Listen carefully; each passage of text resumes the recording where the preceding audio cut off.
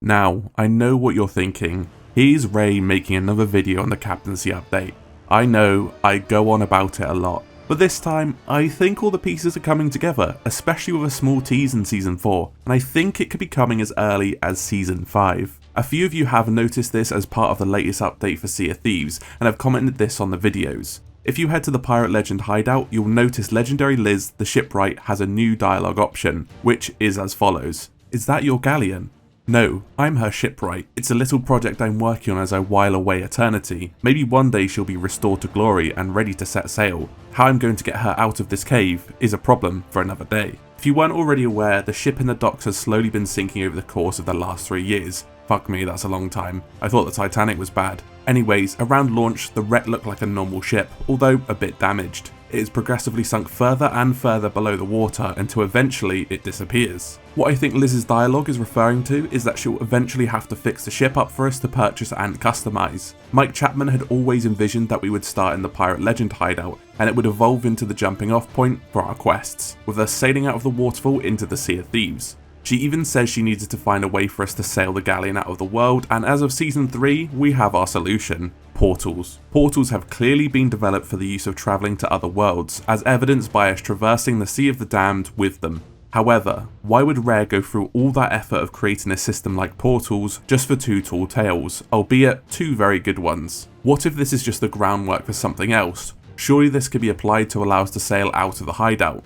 Rare have said that once A Pirate Life was released, they could begin to release things they'd always planned to launch, and one of them was Sirens and the Sunken Kingdom.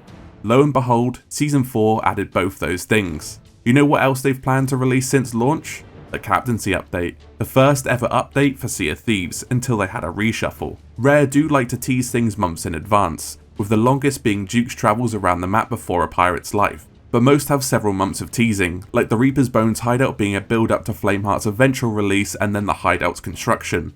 To add to this, Blind Bob and Legendary Luke have their own new dialogue. Bob has a few new jokes to tell, and Luke talks about being able to buy old black market stuff, which is strange, considering we've never really been able to do that, at least as far as I remember, unless he's specifically talking about the Soul Flame stuff. Maybe Luke will bring back old event items for Pirate Legends to grind for? Maybe even the Wailing Barnacle? I wouldn't mind that, but it would definitely piss some people off. Louise also has some new dialogue, but there's nothing really new of note. She's still as miserable as ever. With Season 5 scheduled for December, I think it's likely this tease will come into fruition then, but I would hazard a guess it could be Season 6 at the latest. I just find it strange that all NPCs in the tavern have had a dialogue change, especially when Season 4 really had nothing to do with Athena's fortune. It's a nice addition, but I feel it'd be a little pointless without any meaning to it. Along with no real roadmap, things can change at the drop of a hat, but I feel like it can't be anything else. I don't expect any new tall tales until Season 7, and the only thing I can really think of it being is a Pirate Legend update.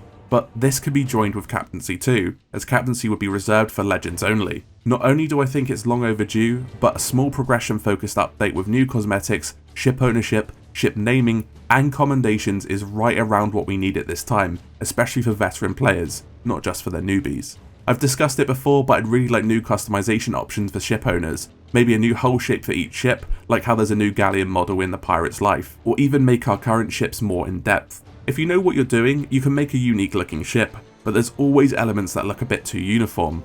The harpoons, lanterns, and compass could do with some skins, with the latter possibly sharing the ones for the handheld counterparts. Unless Rare have held back on loads of harpoon and lantern models, I would struggle to see them completing the sets, as we know a lot of cosmetic sets are already half completed. I could see them slowly introducing them each month, maybe starting with the base sets and adding lanterns and harpoons for popular sets. I just think the harpoons have so much scope for customization and would love this to be added, as would many of you. The interior of the captain's cabin also looks very samey, and could do with some trophy slots from various commendations or adventures, just to spice it up a bit. I know a lot of you have brought up a legendary personal hideout which I wanted to touch on. This would be a great way to expand, as Captaincy could give you the option to purchase a ship and a secret hideout to customize. Again, portals could allow this, putting us in our little pocket servers before entering the real world, although from an engineering standpoint, this sounds really difficult to implement, as you'd be storing a custom world in the cloud for millions of players.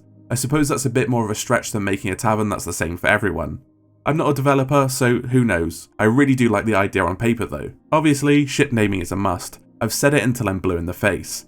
Give us the Salty Hippo, or the Crimson Phoenix, or the Burning Bum, I don't know.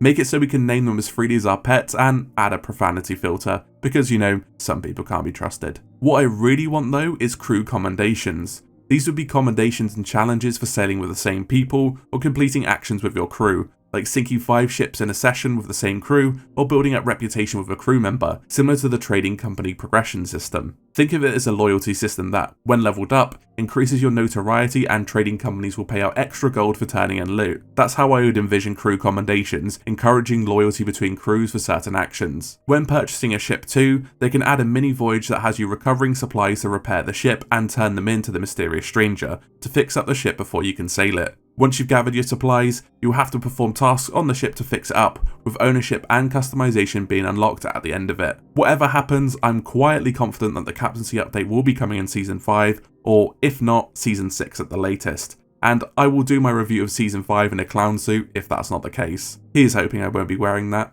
A quick announcement before we go, I can now happily announce I am a partner with Beyond NRG. They are a UK based energy drink brand who offer healthier alternatives to most energy drink brands without the sugar. I know some other Sea of Thieves partners are also sponsored by them, and if you'd like to give them a try, I'll post a link in the pinned comment and you can use my code to get 10% off your whole order, and you can support me too. I recommend Cherry Twist, it's my favourite so far. It tastes like cherry Haribos just for reference.